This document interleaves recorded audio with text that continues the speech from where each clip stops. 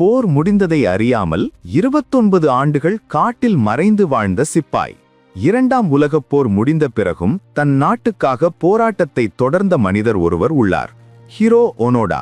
வரலாற்றில் மிக விசித்திரமானதும் அதே நேரத்தில் ஆச்சரியப்படுத்தும் உயிர்வாழ்வு கடைகளில் இதுவும் ஒன்று. 1944ஆம் ஆண்டு பிலிப்பைன்ஸில் உள்ள லூபாங் ஐலண்ட் தீவிற்கு ஒனோடா நியமிக்கப்பட்டார். எந்த சூழ்நிலையிலும் சரணடையக்கூடாது, தற்கொலை செய்யக்கூடாது. இதுவே அவரது மேலதிகாரிகளின் கடுமையான உத்தரவு. 1945இல் வேர்ல்ட் வார் II முடிந்தாலும் அது பற்றிய தகவல் ஒனோடாவுக்கு எட்டவில்லை. போர் முடிந்துவிட்டது, வெளியே வாருங்கள் என்று தெரிவிக்க விமானங்களிலிருந்து ஆயிரக்கணக்கான அறிவிப்புகள் காட்டில் வீசப்பட்டன.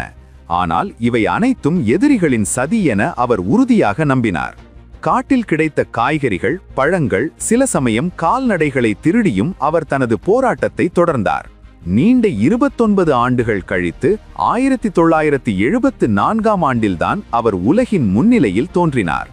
அவரது முன்னாள் கட்டளை அதிகாரி நேரடியாக காட்டிற்கு வந்து, போர் முடிந்துவிட்டது, நீங்கள் பணியிலிருந்து விடுவிக்கப்பட்டுள்ளீர்கள் என்று அதிகாரப்பூர்வமாக உத்தரவிட்ட பிறகே அவர் சரணடைந்தார். தான் நம்பிய கொள்கைக்காக 3 தசாப்தங்கள் காட்டில் கழித்த ஒனோடா இன்று வரை உலகுக்கு ஒரு அதிசயமாகவே உள்ளார்.